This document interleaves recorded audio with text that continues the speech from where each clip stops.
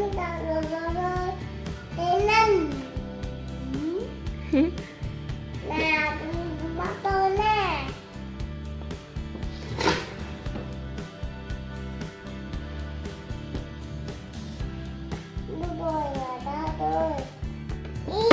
Con bạn Minh xin chào các bạn. Các bạn ơi, bạn Minh giới thiệu là hôm nay bạn ấy có một chiếc xe nâng đấy. Hôm qua bố bạn mua cho bạn một chiếc xe nâng này. Và mẹ sẽ bóc cho con nhé. Mẹ tay tay chuyển con, ông ta Minh tay chuyển, mẹ lăn tay chuyển Minh. Hôm nay mẹ lên đường một mình tới lớp. 1 2 3.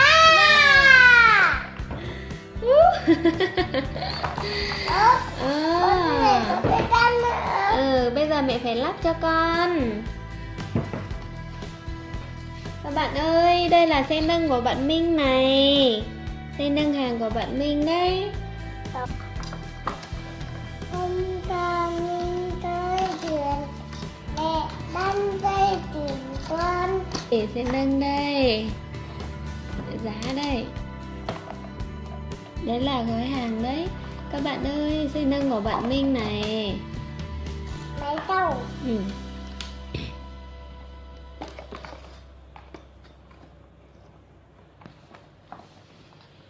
Còn cái lá này đâu này? Đâu? Mẹ xem biển số xe nào. Xe cũng có biển số xe à? Úi đổ rồi. Đúng rồi, xe cũng có biển số xe đấy.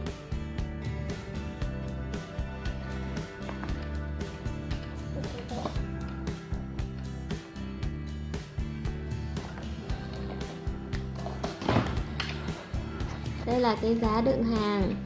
Và đây là cần nâng lên, nâng xuống, nâng lên, hạ xuống. Đó. Đấy. Đúng Nè. rồi. Cần nâng lên, hạ xuống. Có chú ngồi lái xe ở trong này. Rồi có bánh xe. Xe này có 4 bánh rất là to. Ở giá này khi nào mình không dùng nữa thì mình có thể gập lên. Đúng rồi, mình có thể gập lên. Các bạn ơi, xe nâng này có tác dụng rất là tốt nhé.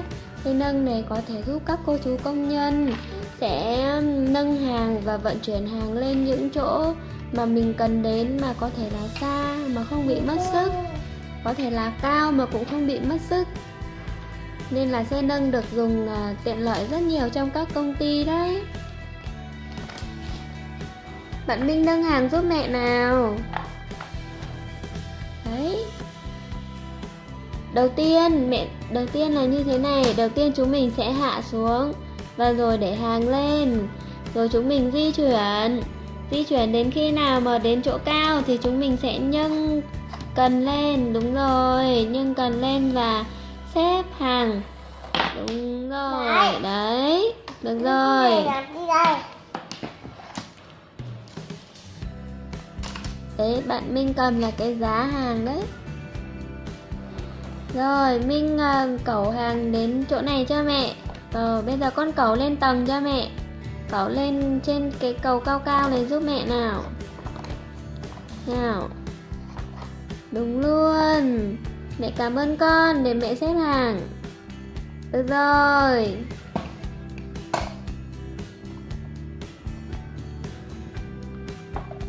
Giúp mẹ cái hòn đá nào.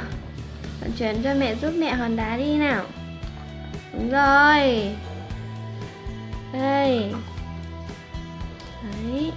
Rồi, đá nằm ở đấy nhá. Vận chuyển cho mẹ con khủng long đi nào. Khủng long nặng lắm nhá. Ô tô đi nào. Rồi, nâng khủng long lên. Rồi, nào cho mẹ xin. Rồi, mẹ cảm ơn con. Nào. Nào, hạ xuống để vận chuyển khủng long nữa nào. Sẽ chuyển những chú khủng long này đến rừng. Các cậu lên chứ.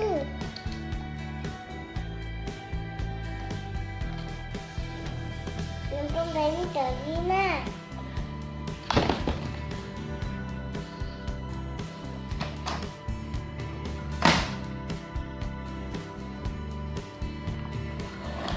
Bạn Minh đã vận chuyển hàng cho mẹ xong rồi. Mẹ cảm ơn con nha. Thế bây giờ con chào các bạn đi.